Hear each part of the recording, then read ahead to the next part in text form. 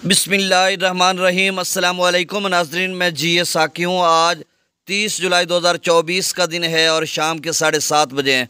नाज़रीन, तमाम दरियाओं और मौसम के हवाले से आपको अपडेट कर देता हूँ। गुजारिश आपसे वही हस्ब साबिक मेरे इसी यूट्यूब चैनल चश्मे साकी पर जो नए दोस्त सबाब हैं वो इसको सब्सक्राइब करें। बहुत शुक्रिया, जो कर चुके हैं उनका भी शुक्रिया, और न्यूज़ सब्सक्राइबर्स को दिल के था गहराइयों से खुश आमदीद कहता हूँ। नाज़रीन, मौसम का जानना भी और साथ दरियाओं के हवाले से जानना भी बहुत ज़रूरी है, क्योंकि पाकिस्तानी इदारे जो हैं वो मुख्तलिफ़ दरियाओं के हवाले से एक अलर्ट जारी कर चुके हैं, वार्निंग जारी कर चुके हैं, जिसमें बताया जा रहा है कि दरमियाने से ऊंचे दर्जे का सैलाब आ सकता है। तो सबसे पहले हम मौसम की बात कर लेते हैं। तो कल वाले जो इलाका जात हैं उन्हीं में आज भी बारिश का इम्कान है, और कुछ डिवीजन्स में तो शदीद किस्म की बारिश का इम्कान है। उस हवाले से भी मैं आपको बताता हूँ कि जो FFD का डैशबोर्ड है वहाँ पर टिकर चल रहा था। अभी जब मैं रिपोर्ट सारी बना रहा था तो 7:20 पे जो लिखा आ रहा था उसमें एक तो ये लिखा आ रहा था कि वाइड स्प्रेड, इंग्लिश में थोड़ा सा मैं आपको बता देता हूँ, साथ उर्दू में तर्जमा कर लूँगा, क्योंकि मेरे इस पेज पर बहुत ज़्यादा पढ़े लिखे दोस्त भी हैं और मेरी तरह कुछ कम पढ़े लिखे भी हैं। तो बहरहाल, wide spread thunder storm rain of moderate to heavy intensity with scattered very heavy falls and isolated extremely heavy rainfall is expected over Sindh, Bahawalpur, Sahiwal and Faisalabad, Gujranwala division and upper catchment of all major rivers। तो इसका ये मतलब है कि जो बारिश है वो यानी मूसलाधार से इंतहाई गैर मामूली हो सकती है तमाम दरियाओं, जो बड़े दरिया हैं उनके कैचमेंट एरियाज़ में। और साथ उन्होंने सिंध की बात की, फिर बहावलपुर डिवीज़न की, साहिवाल डिवीज़न की। अच्छा, बहावलपुर में कौन से इलाके हैं? बहावलपुर, रहीम यार ख़ान और बहावल नगर, इस डिवीज़न में 3 अजला आते हैं। साहिवाल में साहिवाल, उकाड़ा, पाकपतन, ये 3 अजला आते हैं। फैसलाबाद में फैसलाबाद, चिन्योट, जंग, टोबा टेक सिंह आते हैं। और गुजरांवाला में वैसे तो पहले 6 अजला थे, लेकिन गुजरात डिवीज़न बन गई और साथ वज़ीराबाद डिस्ट्रिक्ट भी बना है।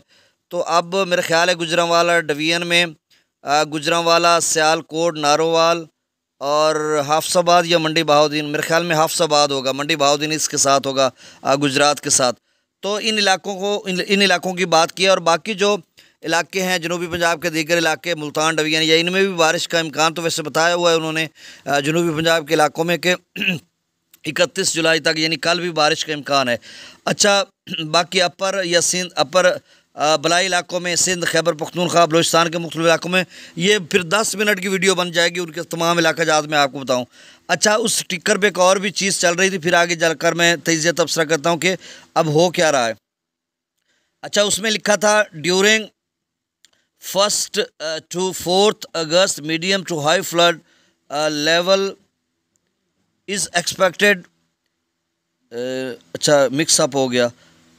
Is expected in Jhelum, upstream, Chenab and its tributaries.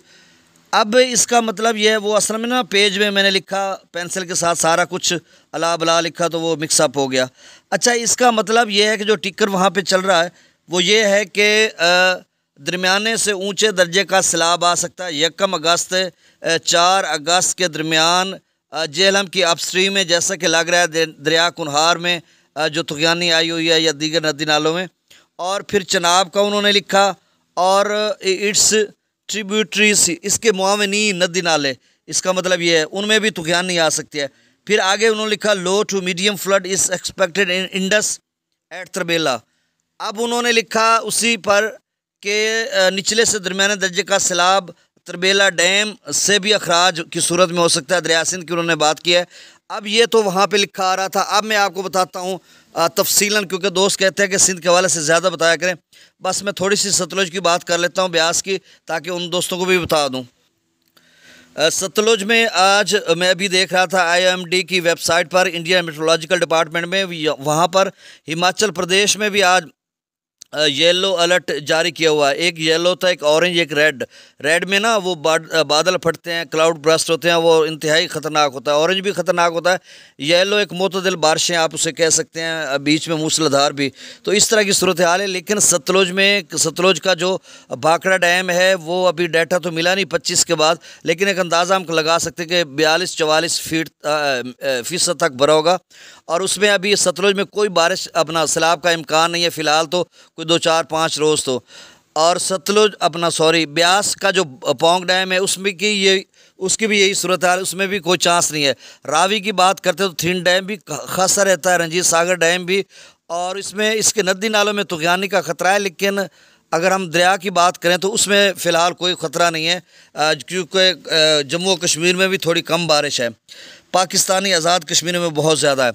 अब हम आते हैं जो मेन 3 दरिया हैं जिसमें बहुत ज़्यादा ख़तरा मंडरा रहा है अगले 4-5 रोज़ में, जिस तरह से लग रहा है। एक तो दरिया है चनाब का, इदारों ने बता दिया, FFD ने, PDMA ने या NDMA के दरमियाने सूचे दर्जे का सैलाब आ सकता है। उसकी वजह यह है कि बहुत सारे इलाके जो हैं यानी भारतीय जम्मू कश्मीरी डैम से अगले इलाके हैं, जो उनका एक बिराज आता है अखनौर, और फिर अगले जो इलाके हैं दरिया तवी या मुख्तलिफ नदी नाले, तो उसमें गैर मामूली बारिश हो जाए तो दरिया चनाब में जो है दरमियाने ऊँचे दर्जे का सैलाब डैम से हट कर भी आ जाता है। और डैम्स में भी कुछ छोड़ा जाए तो फिर तो ऊँचे दर्जे का सैलाब बन सकता है, और ये ख़तरा बरकरार है। और इस चनाब के नदी नालों में भी यानी 1 अगस्त से 4 अगस्त तक अभी कितना चल रहा है ये आगे चलकर मैं आपको बताता हूँ।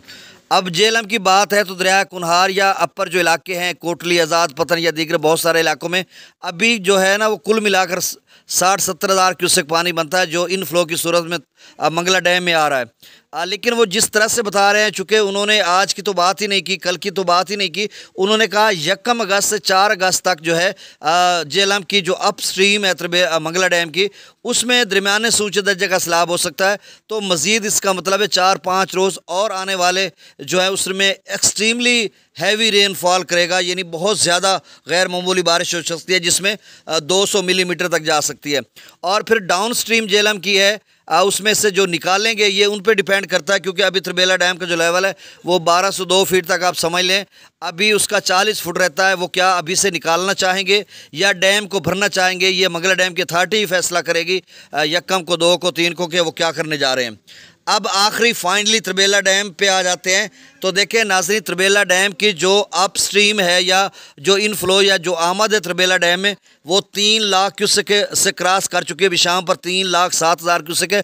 और ये तो एक पॉइंट है जहाँ पर गेजिंग पॉइंट है, बिशाम है, या पीछे जो प्रताप ब्रिजेस करदू वगैरह और दीगर बहुत सारी जगहों से त्रिबेला डैम में इनफ्लो होता है। तो आप समझ लें 3.5 लाख की इससे के करीब इनफ्लो हो रहा है।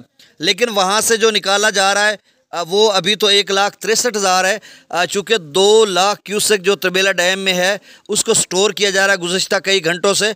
अगर इसी तरह रात गए उसको नहीं निकालेंगे तो फिर आप समझ लें कि जो सूरत हाल है वो इंतहाई ख़राब हो सकती है, क्योंकि 6 से 7 फुट तक त्रिबेला डैम का जो लेवल है वो ऊपर की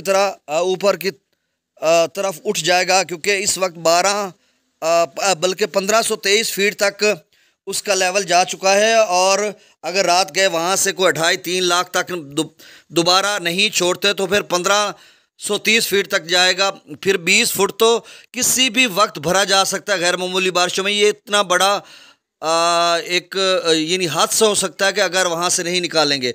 चूँकि त्रिबेला डैम की अथॉरिटी की तरफ से अभी तो मेरी नज़र में तो कोई ऐसा नोटिफिकेशन नहीं गुजरा जिसमें उन्होंने कहा हो कि हम उसके गेट या स्पिलवेज खोलेंगे या 4 लाख या 3.5 लाख पानी निकालेंगे। 2.5 लाख तो वो वैसे भी निकालते रहते हैं। तो ये सारा मैंने तजिए के साथ आपको बताया। अच्छा, फिर काबुल दरिया भी फर रहा है, क्योंकि पहले 50,000 था, एकदम से 25,000 क्यूसेक उसमें इजाफा हो गया।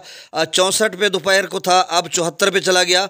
और ये काबुल दरिया जो है रात गए तक हो सकता है ऊंचे या बहुत ऊंचे दर्जे के लेवल पर चला जाए। बहुत खैबर पख्तूनख्वा में बारिश हो रही, नदी नालों में शदीद किस्म की तूफ़ानी है और ये 7 अगस्त तक रहेगा। अगर 7 अगस्त तक इस तरह की सूरत हाल बनती है तो फिर त्रिबेला डैम से अखराज कितना होगा, इंडस दरिया सिंध में कितना पानी बनेगा, ऐसे में कि काबुल दरिया भी फरा है। तो फिर वो जिस तरह से बता रहे हैं दरमियाने दर्जे का सैलाब हो सकता है या फिर ऊंचे की तरफ भी सूरत हाल जा सकती है।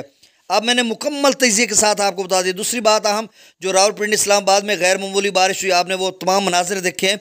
उसका पानी नाला लई में आता, फिर नाला लई से पानी जो है वो दरिया सवां से होता हुआ रावल डैम का ये सारा पानी जो है कालाबाग चश्मा यानी इंडस दरिया सिंध में गिरता है। फिर इन्होंने ये भी बताया हुआ कि डीजी खां के तमाम नदी नालों में अगले 4-5 रोज़ तक गैर मामूली बारिश है, तो उसका पानी भी फिर आ जाएगा तौसा के आसपास। फिर कोह सुलेमान का उन्होंने बताया हुआ है, कल्लात, सिब्बी, चंद और डिवीजन्स हैं बलूचिस्तान की, उनका भी पानी जो है वो तो अलग बलूचिस्तान की किसी इलाकों में जाएगा, लेकिन जो कोह सुलेमान के कुछ नदी नालों का पानी जो है वो भी सिंध में आता है। तो ये कुल मिलाकर सूरत हाल ये बनती जा रही है कि अगले 5-6 रोज़ बहुत अहम है। आपकी तिल्ली की फसल है, कॉटन की है और कुछ और फसलें हैं, ये जो भी आपने काश्त किया हुआ है, अरवी वगैरह भी लोगों ने लगाई हुई है, महंगी फसल है। तो आपने इस हवाले से अपडेट लेते रहनी है और आपने ज़हनी तौर पर, मेंटली तौर पर तैयार रहना है कि दरमियाने से ऊंचे दर्जे का साहब दरिया सिंध में बन सकता है अगले 5-6 रोज़ में। ये मैंने तफसीली वीडियो आपको बनाकर बता दिया है, सारा कुछ बता दिया। अब मैं डाटा बताता हूँ। तरबेला डैम का लेवल 1522 है, बल्कि 1500 आज रात तक अगर नहीं निकालते ये 1530 के करीब तक पहुंच जाएगा। मंगला डैम का 1201 है, बल्कि 1202 इससे समझे।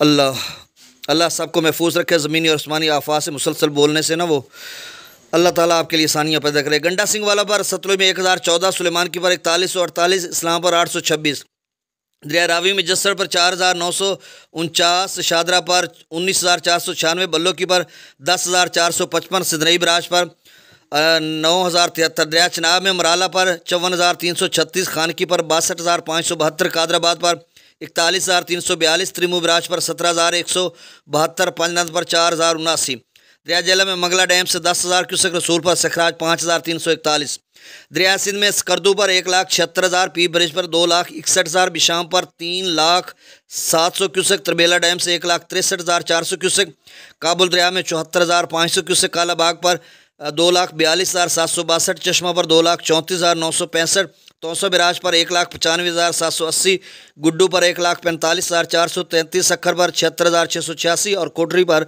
44,340 क्यूसेक। नाज़रीन बहुत शुक्रिया, लंबी वीडियो में आपको ज़हमत उठानी पड़ी।